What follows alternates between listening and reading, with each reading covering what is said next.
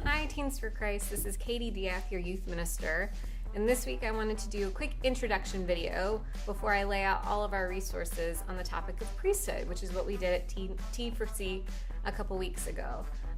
And this intro video is just to give you an overview of some of the resources and also to kind of address maybe some of your questions on the topic. I know this was a really popular topic, but it was over a winter holiday, so a lot of you missed it and want to play catch up. So what we have for you first is a delicious Prezi. So you can go and click through all the different links. There's topics like holy orders, why can't priests be married, how to become a priest. You can pray for our very own Charlotte seminarians. And there's really cool links if you click on all the different little buttons and icons I have to statistics and other articles and resources within the Prezi itself, and I'll leave some below in our blog post. But the number one question I think that a lot of you guys had was, why can't women be priests? And apparently this is the number 2 most contentious issue amongst Catholics today behind abortion. And so it's a very emotional, heated topic, and anything that I say in this video, anything that you see in our presentation, any of our resources can speak to it on an intellectual level, but it might not fully enter your heart. It might be that this is the subject that you really struggle with. And apparently the statistics today are that 1/3 of Catholics agree with the Church's teaching on a male-only priesthood. About 1/3 isn't so sure, and about 1/3 is very much in disagreement with the Church. So no matter where you fall in that statistic, I hope that you know that the Church was founded by Truth himself, and that you can continue to ask questions and probe the topic. And I'd love to talk with you one-on-one if this is something that you're really passionate about, if this is something that you're really kind of stuck on, that we can work through some of the things that maybe aren't in the resources that I'm giving you today. The real main reason why women can't be priests is that God uses the weak to lead the strong.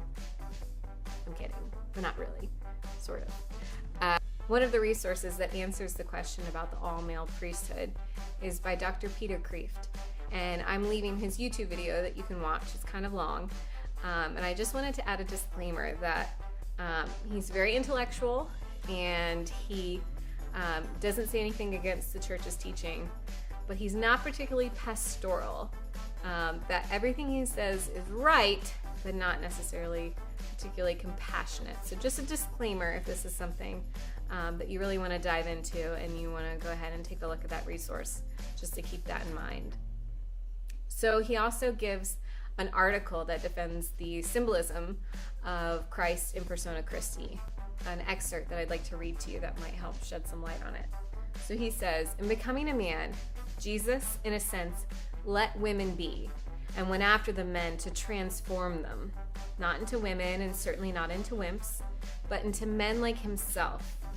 He redefined manliness and power as the courage to suffer instead of the lust to dominate, giving instead of taking. Women were a little less in need of this lesson, which I think is really true and really interesting, and he goes on further to speak about that. And another thing I just wanted to highlight and bring your attention to was from an EWTN article about the priesthood, and it ends with this paragraph. However, lest it seem that God has honored men above women, we should recall that of all created beings, including the hierarchy of angels, God raised a woman to the highest place, the Blessed Virgin Mary. Though she was not an apostle, she was made queen of the apostles, queen of angels, queen of the universe, and mother of her own creator. And lastly, another thing to point out is a video by Father Mike Schmitz down below. And he talks about how the church today is almost being raised by a single-parent household in a way. That we see many priests, fathers, but there are very few nowadays mothers or sisters from the religious life. So it doesn't seem quite as strange if you have fathers and mothers, but when the mothers are becoming more and more absent, we need more women in our religious life and in the religious orders. Then it's not quite so jarring to have an all-male priesthood.